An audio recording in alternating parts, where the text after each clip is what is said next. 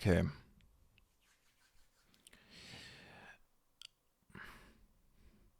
To be honest, I don't really know how to even give this whole thing a proper start. I don't even know how.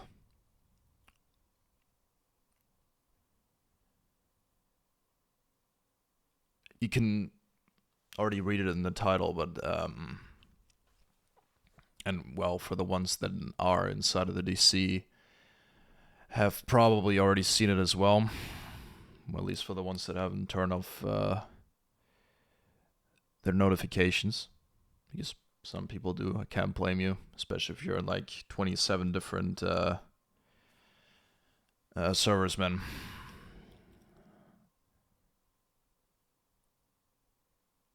I've been gone for the past 4 days.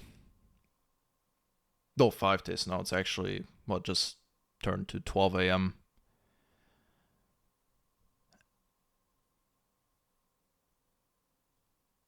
And tragedy struck once again. Um,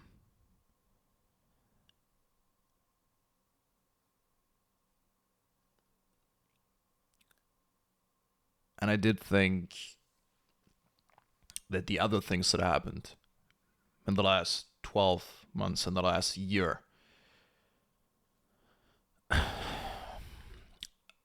I already consider those to be tragedies. All the things that happened. Um,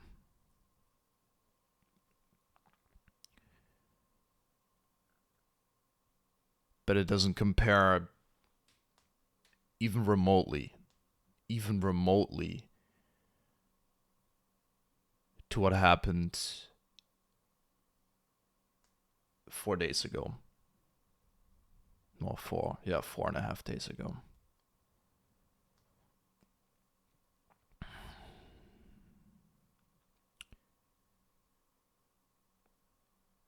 It's Monday, 3:30 p.m. I was gonna have a barber's appointment at 4:30 p.m., which I didn't attend to, as you can probably see by the way I look. It looks worse in person. Probably looks better on camera. I wake up at 3:30. My alarm went off.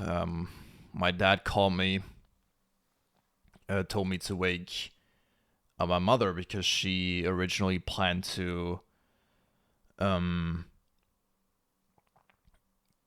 go over to my father's place because, as you probably know, at least for the ones that have been following me for a while, my parents separated for a while. My dad did actually end up getting his own apartment, which is currently still his.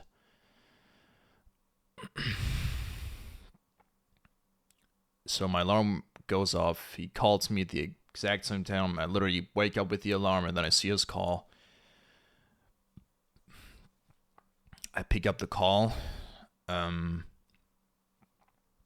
he tells me to wake up my mother because, like I said, she planned to going over to my dad's place and she apparently didn't answer his calls at the time because he tried to call her just about a minute before he called me, which is when I woke up, and she didn't pick up the phone.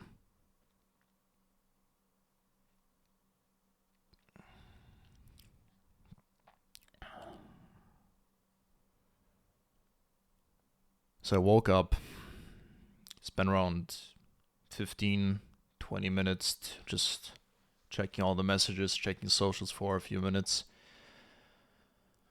And I had to leave the house at like 4 p.m. At least that is what I plan to do. And I don't exactly need a long time to get ready. I I take like 10 minutes. I could be even faster, but it takes around 10 minutes. So I put on my clothes,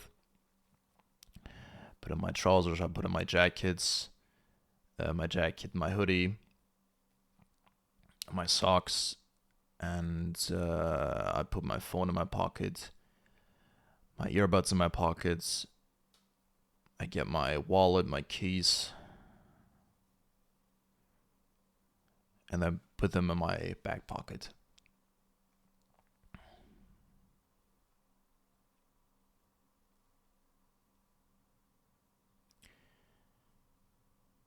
At that point, it's 3:55 p.m.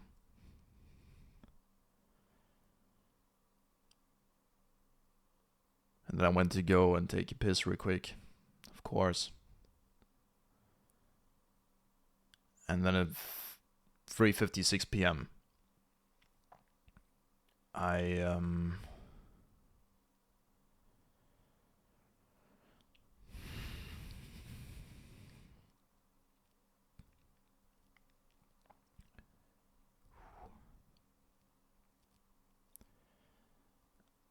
opened the door to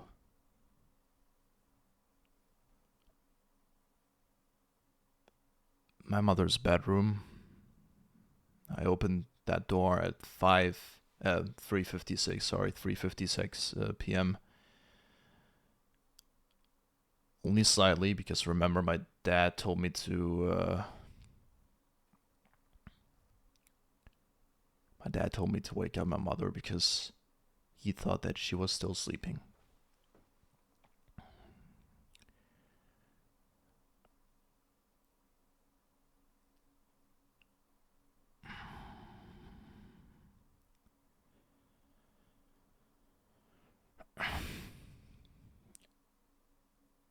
So I opened the door slightly, and I looked to the right, which is where the bed is. And the bed was empty. Well, I mean, there was a blanket, there was, I think, there was my mother's phone, and there were earphones, or earbuds, whatever.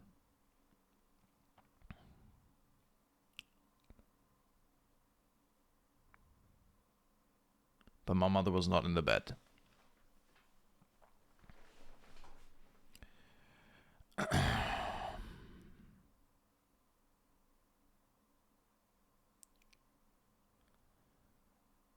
So then I go ahead to open the door all the way.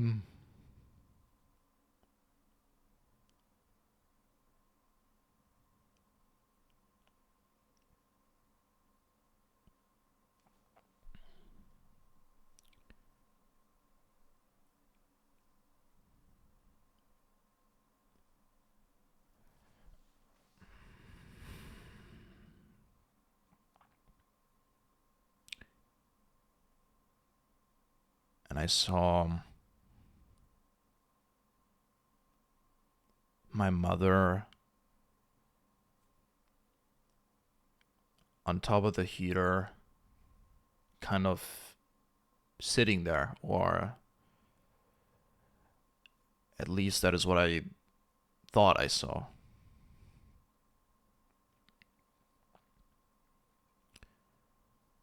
So for around 10 seconds, I'm standing there with the door open, and I look at my mother, but something doesn't seem right. So I take a moment, because at that point I didn't understand what I saw. My eyes were just not, they didn't comprehend what they saw. So I was standing there for around 10 seconds thinking my mother was just sitting there with her eyes closed, which of course doesn't make any sense. So after around 10 seconds of being confused, I took a closer look. And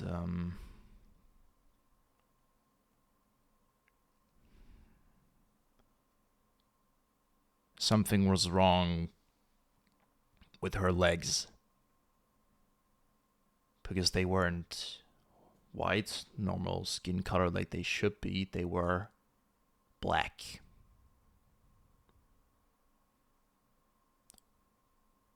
Not completely black,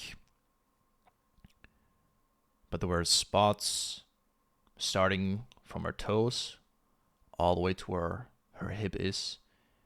There were dark red spots all over them.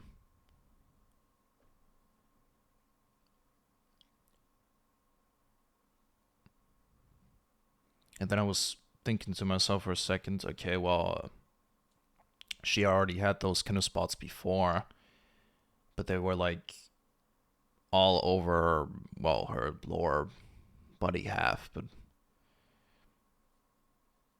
then something else seemed kind of odd or, well, weird.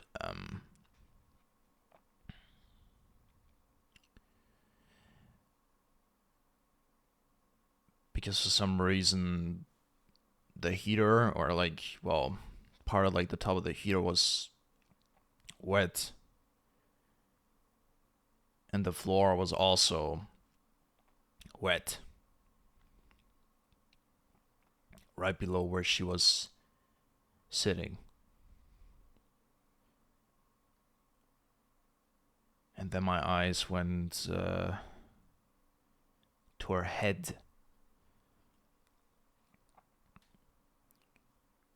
And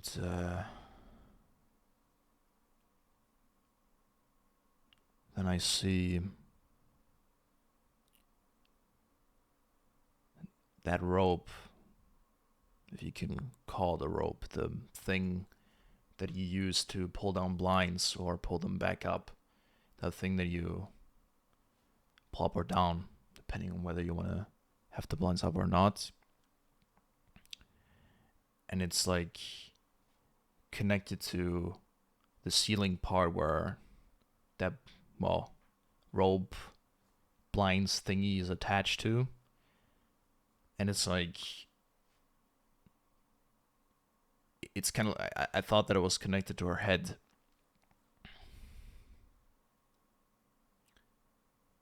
And then I stepped a little bit closer.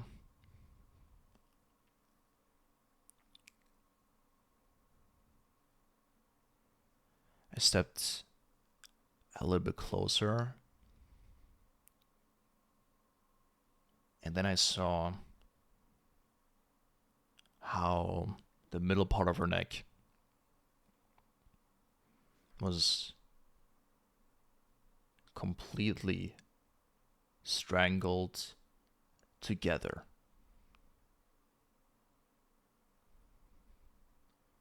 And I kid you not, I think there was maybe,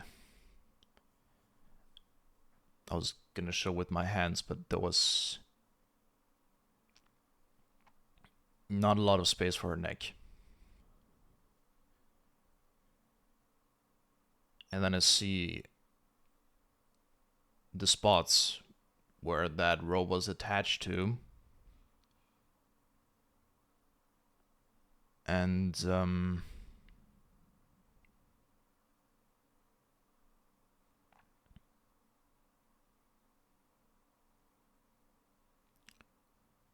the skin, it was still there, but like it was ruptured, red. And this part of her neck didn't exist anymore. It was basically, it was pulled together so tightly that her neck literally lost centimeters of thickness. The skin was done for.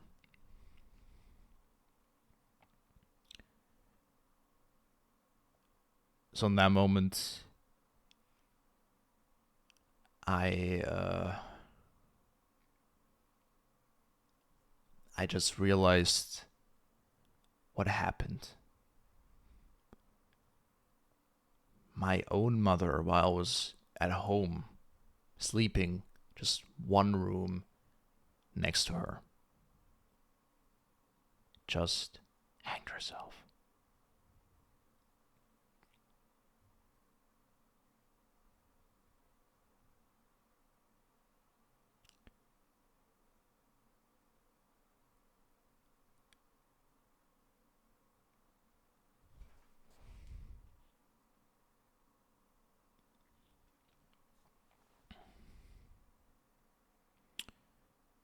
So in that moment, after seeing that, I started screaming so badly, unlike I ever screamed before. I screamed with so much terror. It's still, I can still hear this, my own screams, even now. And I was screaming and screaming for a minute straight until I called my dad and I screamed for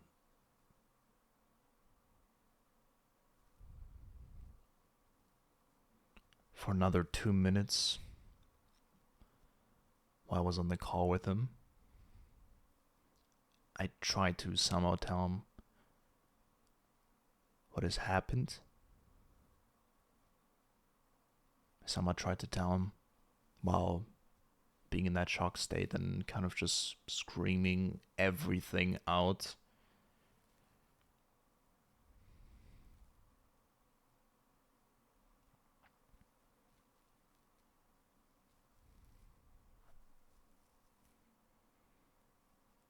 Then he told me that he would get there with a taxi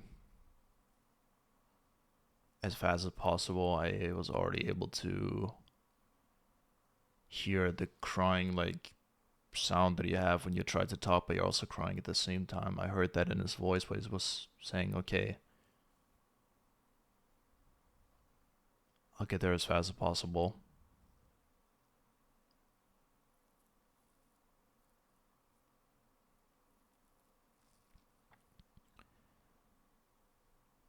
Then I called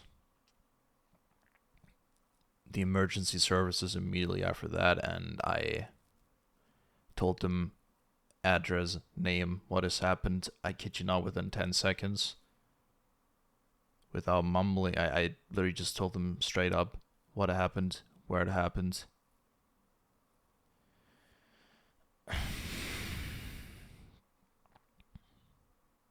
And that emergency service responder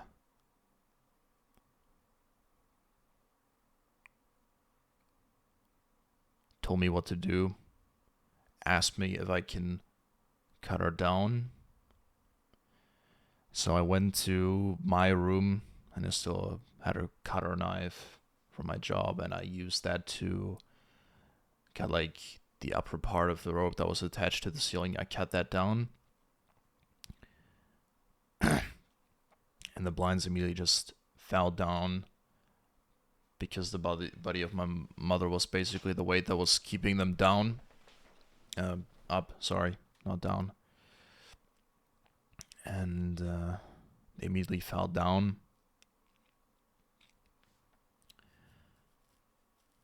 Then the emergency responder told me to lay her flat on the floor with her back against the floor. And I was completely under adrenaline. I didn't even think about what it was that I was doing. I was just doing what that person told me. Just doing it completely under adrenaline. So that is what I did. I turned her body around, put it on the floor. Then the emergency responder told me to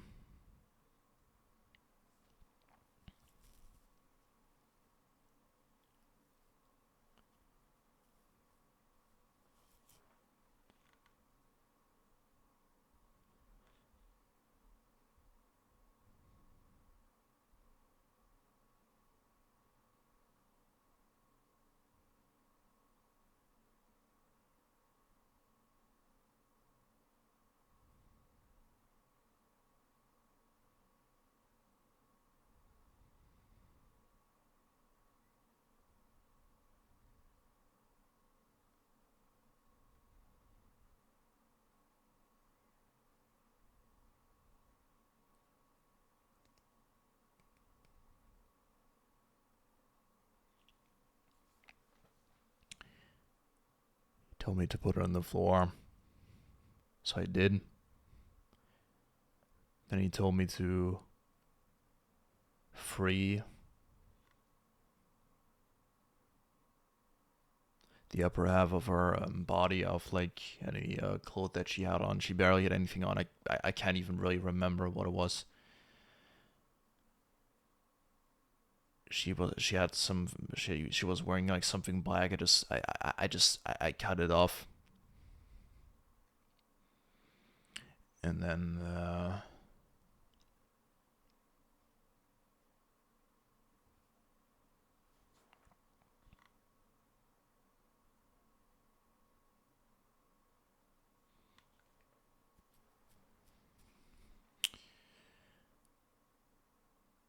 then he told me how to, well, maybe get her heart back.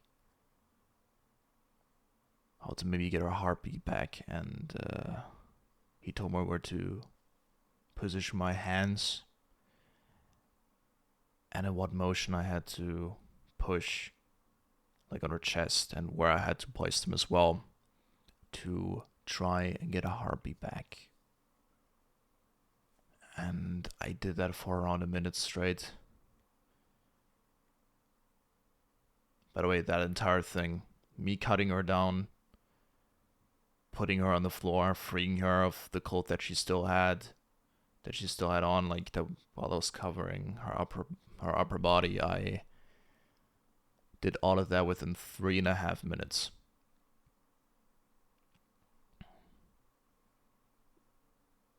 It felt like 10 seconds, but I did it in 3.5 minutes.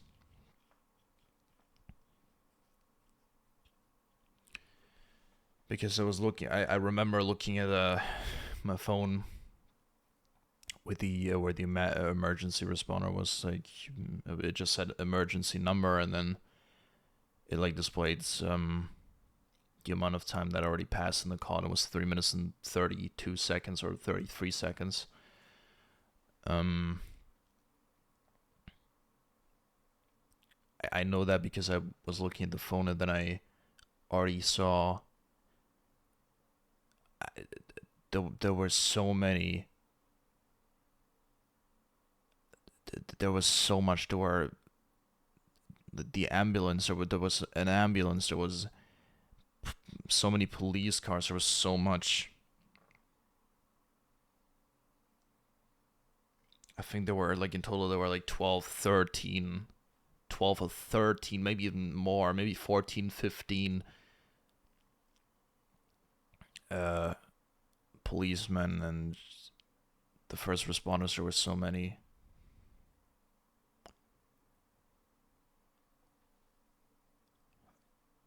And then they told me to wait in the other room, which is the room behind me, which is where I sleep. They put me in there with another first responder, and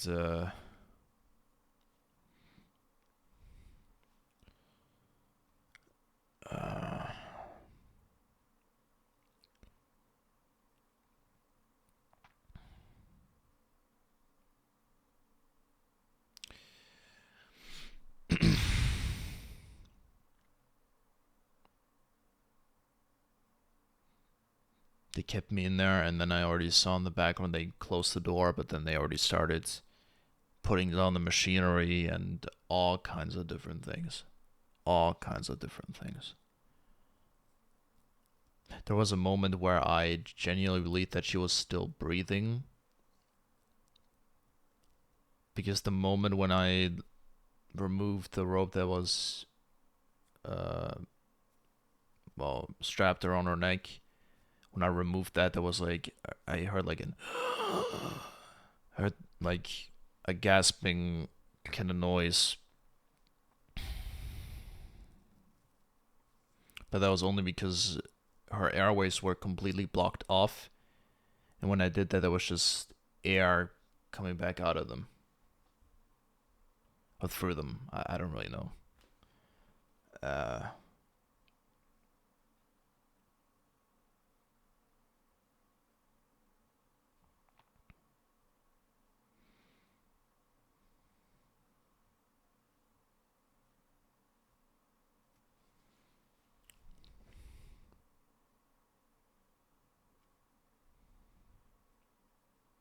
and they kept me in that room. It did take my dad a second to actually get there. It took him like, I don't know, 25, 30 minutes. But honestly, it was there. It felt to me like it was a minute. Heart was racing. I was still under adrenaline. Without adrenaline, I would not have been able to do the things that I did in those 3.5 minutes. I would not have been able to. I was just completely under adrenaline. Otherwise, I would not have been able to literally lift the dead body of my own mother off of the heater and place it on the floor. I would not have been able to. I doubt that any person with a normal state of mind would be capable of doing that. I don't think, unless you intentionally did that to your own mother, but well, then you're a psychopath anyway, so that's a different story. But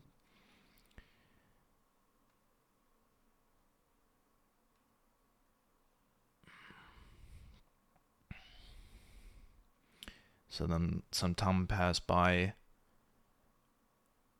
My father arrived. A very good friend of my father also arrived. And they were trying to get her back for 40 minutes straight. There were so many people trying to get her back 40 minutes straight. And then there was one point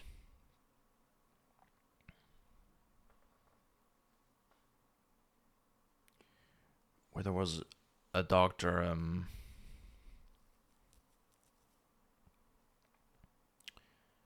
that entered the room.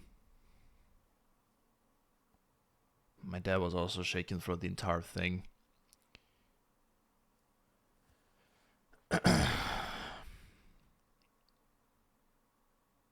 And the doctor went inside of the room and told us there is no sign of life.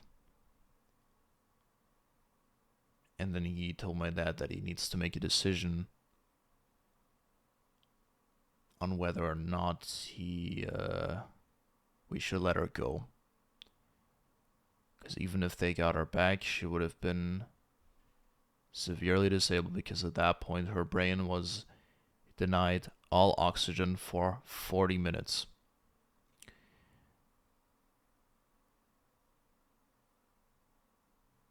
Just so you know what that means, severe brain damage already starts when your brain is denied oxygen for 5 minutes. And she was denied all oxygen for 40 minutes.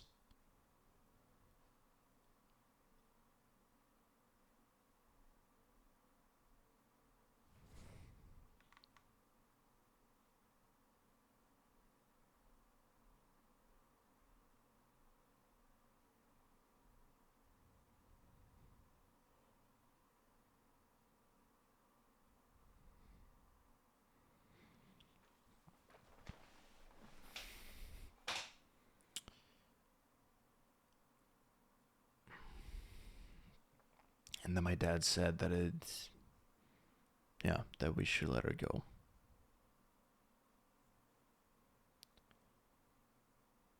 My brother arrived, his girlfriend arrived, a friend of theirs arrived.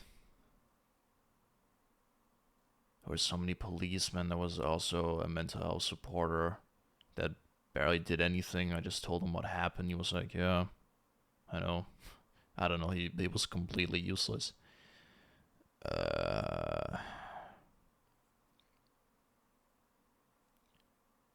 In the last couple of days, I have been spending basically the entire time with, only my dad. I've been with him basically every second ever since that happened. And the insane thing is, a day after that happened, not even within 24 hours, the next day on Tuesday. Again, you got to keep in mind, I found her on Monday at 3:57 p.m. 3:57 p.m. Monday. That's when I found her. The next day, Tuesday, 12 a.m., is where the funeral of my grandma took place. Not even within 24 hours of what happened there. Not even within 24 hours. So after the police took everybody into questioning and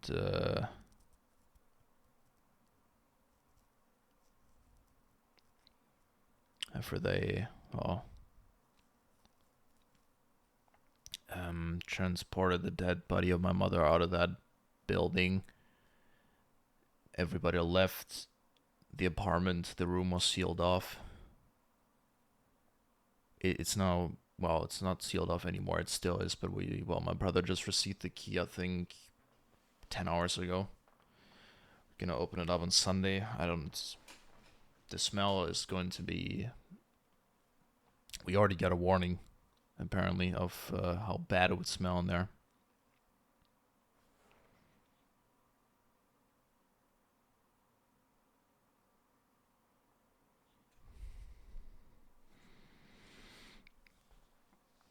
I already started smelling it a little bit, but I was under adrenaline, so I like in the moment I didn't notice any smell because I was completely under adrenaline.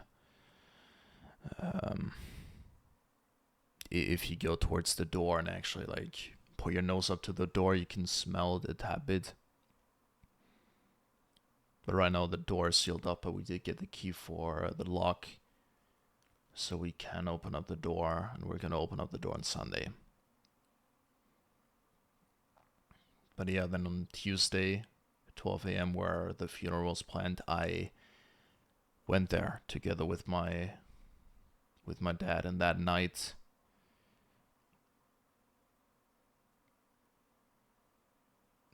before, where I went over to my dad's place, he had a friend come over as well, who brought us some food. We were barely able to eat.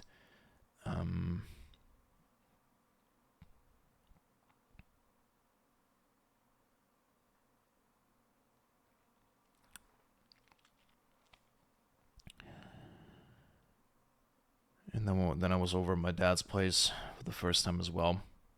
What a time to be visiting his apartment for the first time. Unbelievable. Then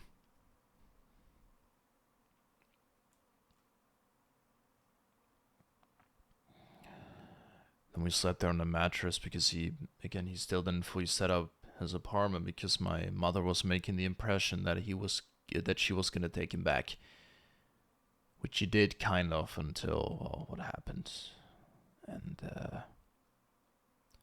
then we slept there, or slept. I didn't really sleep at all, and then at 12 a.m. we were there for the funeral. It was only me and my dad together, and we took the ashes of my grandma and put it into her grave.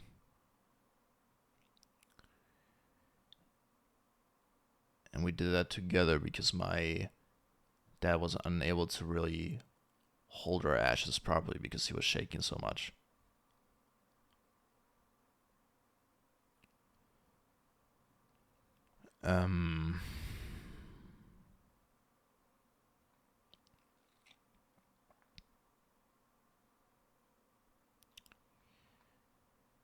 I don't know if it's normal that I can even say with that I can even talk about what I saw with like a calm manner. I mean, it's not exactly like I have fun talking about this. I don't know if that's normal. Maybe it's not. I don't know. I don't think it is. Especially not just 4 or 5 days after that happened. But I did feel, at least for me, that when I think about what I saw or just I talk about it, it does help. Just saying out loud what I saw, because what I saw is what I saw.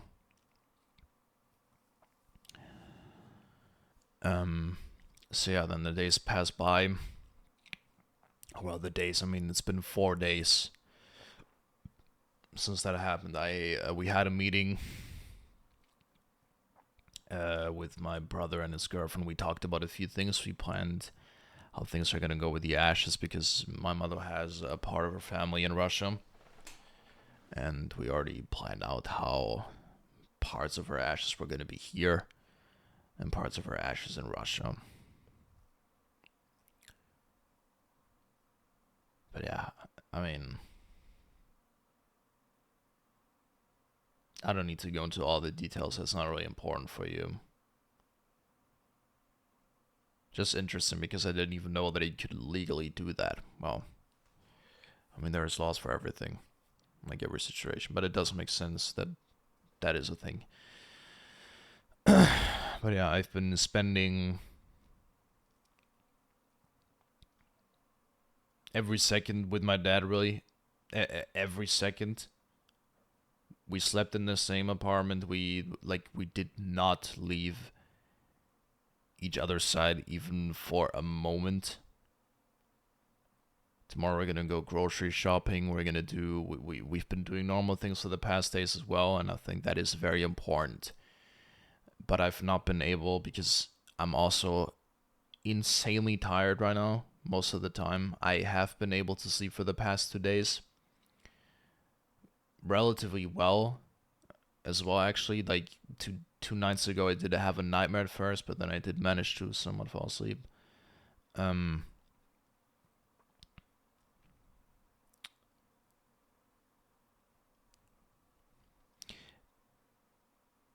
but I think that it's important that we keep up the schedule and do normal things and keep each other company and alive.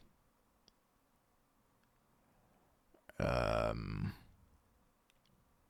because especially right now, it would be I'm my number one like thought is definitely my dad 100% because I do know, and after the last couple of days, I can definitely take it in a better manner than him. I definitely can. I mean,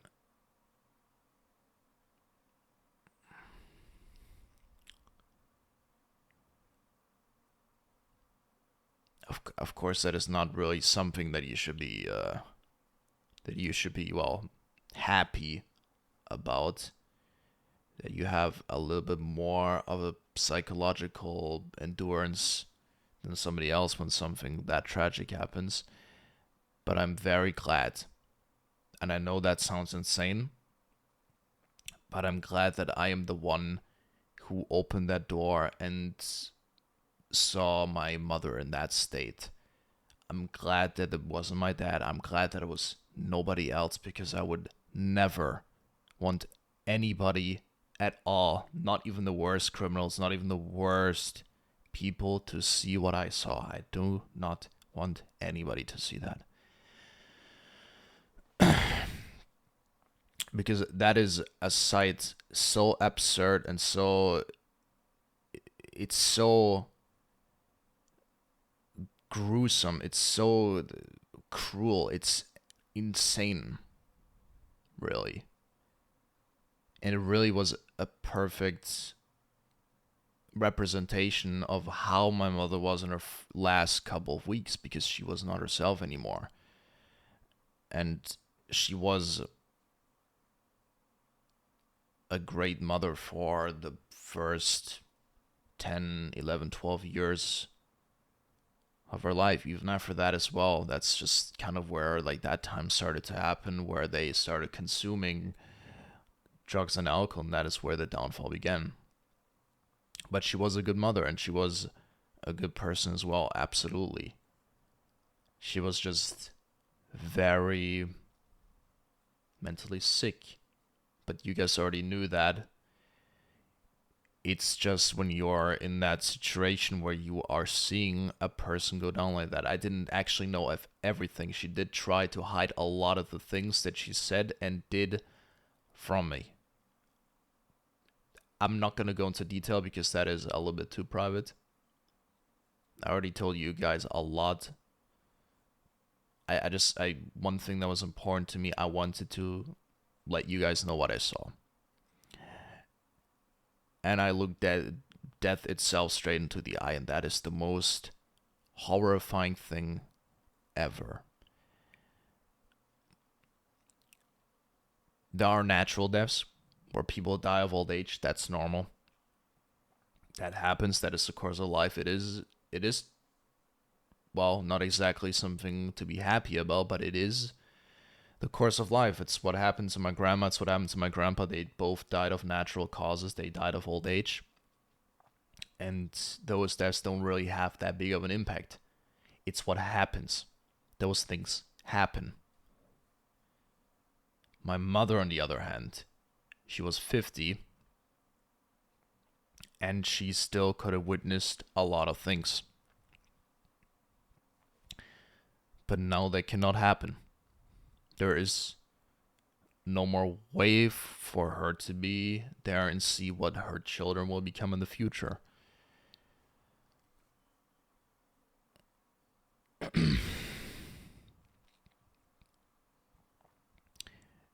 And then going inside of that room and seeing your own mother in that kind of a state.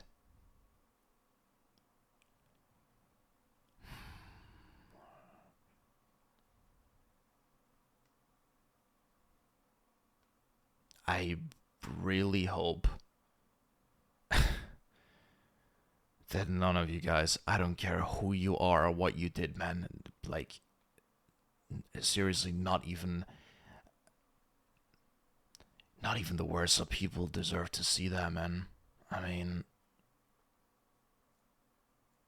maybe if you did that to, no, not even then. That it's so gruesome, it's so cruel. No, you just don't. You don't. No.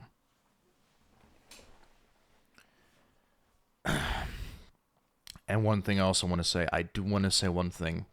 You guys, I know what happened in the last 12 months, but be certain I will never, ever, ever do that to myself. Not in that kind of a way.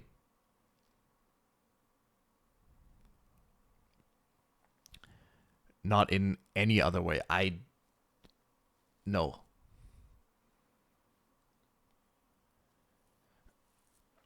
Never. No matter how bad my situation is, I would never do that to myself. That's just, I would never want another person to have to look at that. It's so gruesome. It's the worst thing there is.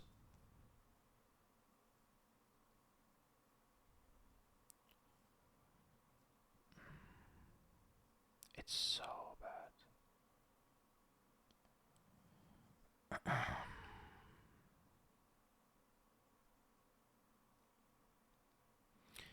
But yeah, well,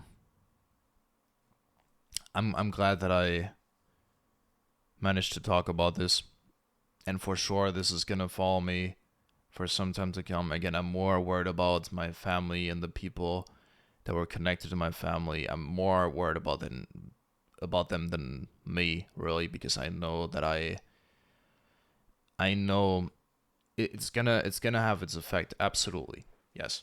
And I will see, before you ask, I will see professional help. I will.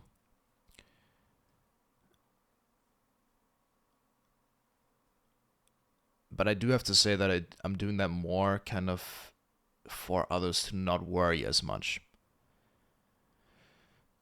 Because I know once I do talk about that, and once they see how I'm feeling, because I know how I feel. I know that I will wake up tomorrow and I will look into the next day and I would never, ever think of something like that ever again. Ever, ever, ever, ever.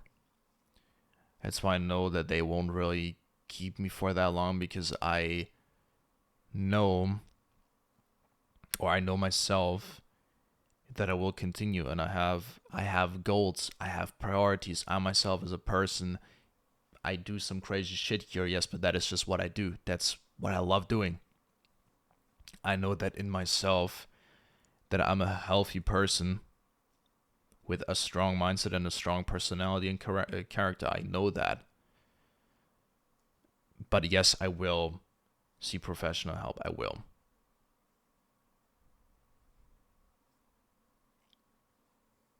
I don't know when exactly, but I did talk to people and they've apparently already organized something. I don't know when that will take place. I don't know how long that's gonna take.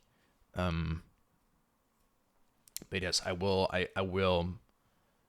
Um, I will talk about it, and probably some other things as well that have been happening. Maybe not everything. But I will. I will talk about it. I will. So, yeah. Um, yeah. Hmm.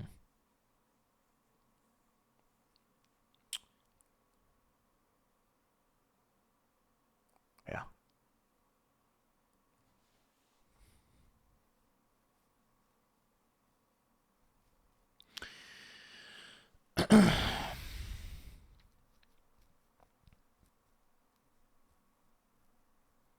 I didn't actually think this far ahead, to be honest. uh,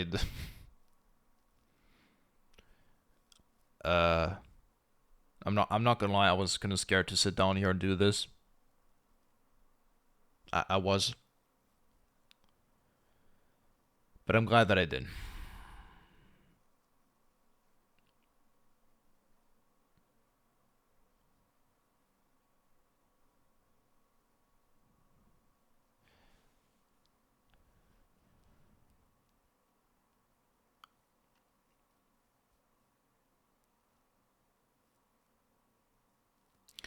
So,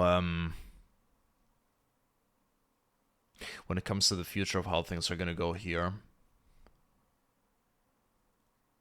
I've been thinking about that as well.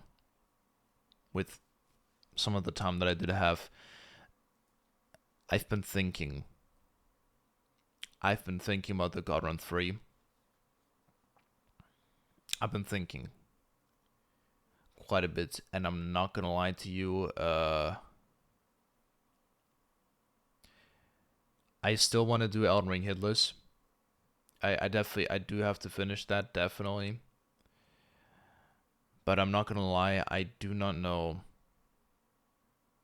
if it's worth spending the time, like spending that much time on something that I know I do not enjoy, because it's as simple as it is. I do not enjoy the God Run 3. I do not. That idea, that challenge comes from a different time. It does come from a different time. And we've been seeing it out up until this point, and it's been a thing for 1.5 years now. But I have been thinking about, well, I'm not gonna make a decision right here, right now, but I'm not gonna lie. I don't know if it's worth spending my energy on something like that when I do know that in the very near future we have other bigger opportunities which will actually be plenty of fun. Best example, GTA 6.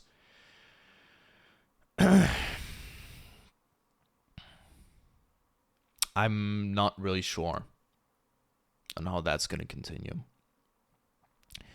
For the next couple of days, I think what I want to do first before I do something else, I'm definitely not going to jump straight back to the God Run 3. I think I should. Maybe I could. I want to start off slowly. What I want to do,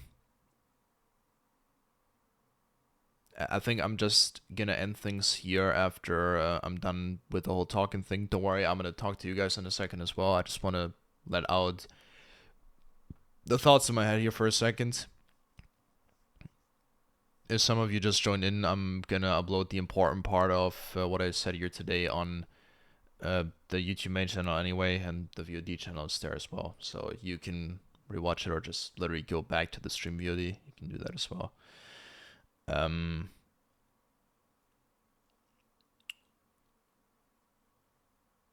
But I don't want to stop now. Because funny enough, which is also how I know that I really, really want to be here, which is why I know that this is what I want to do. In the last 4 days, I've really missed being here, and I felt like a piece of me was missing in these 4 days. I felt that. And now that I feel here, I feel in place. And in the past 4 days, I really felt out of place, but now I feel in place again. I feel like I know that I'm back where I belong, and it feels so good sitting here right now. Even though it was difficult, and it was difficult talking about this. And again, this is gonna come up in the future as well. This is definitely, I mean, this is a life changing, forever life changing event. This completely changes my life. At first, you might think only for in a bad way, but not necessarily, because this is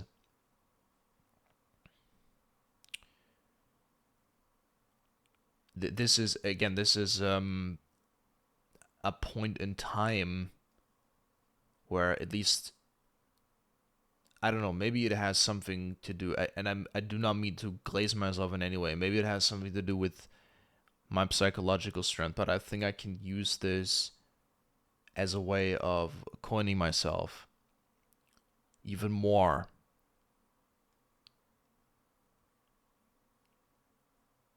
Because I mean, again, you will still see me laugh, but it is a big change. It is a massive change in how my life outside of RDK is going to continue, and especially in the next couple of months, because you guys are not going to see this background. This background will not be here for much longer. This apartment will no longer be mine or ours. Right now, funny enough, I'm the only person alive within the contract of the apartment, which is kind of insane considering that I don't even pay rent directly, but that is already in the works as well. That'll be figured out. That'll be like, we're taking care of that. Again, we have help. My brother's very organized. Very organized. His girlfriend definitely helps him out a lot. That'll all be taken care of, but do not get used to this background, because this background is gonna disappear soon. Don't get used to it. There will be a different background sooner than you might think. Definitely sooner than you might think. But yeah, I also know that I'm definitely gonna switch jobs. I talked to my boss, and the Uber boss, the highest boss, the fucking the caretaker of like all the stores within my town, that has to like manage all of them. And we have a team leader, and we have like a city manager, and the city manager is like the boss above my boss. I talked to him, and he told me that I can take as much time as I need off, and it will be paid. Paid. I did tell him that I want to get back into work as fast as I can. Not as fast as I can in once, like, the moment that I legally can. No, like, I have this week off, the next week off, and the week after that I also have that week off. So I'm aiming to be working again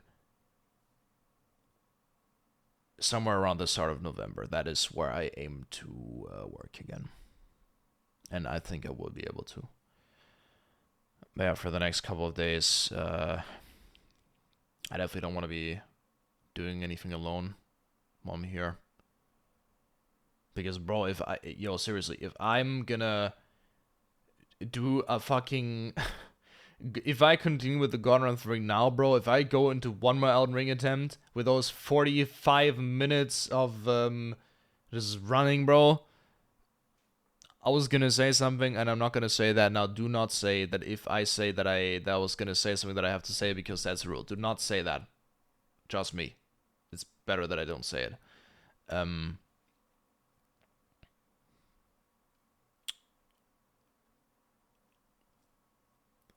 But yeah, no, I definitely want to be doing things that I want to do that are fun. And the Gauntlet 3 is not fun. So, at least for now, I don't know for how long, maybe a week. I've also been thinking about maybe doing Ghost of Tsushima. Not gonna lie, I've been thinking about that. There are some things I want to do, and I think I'm gonna do them now.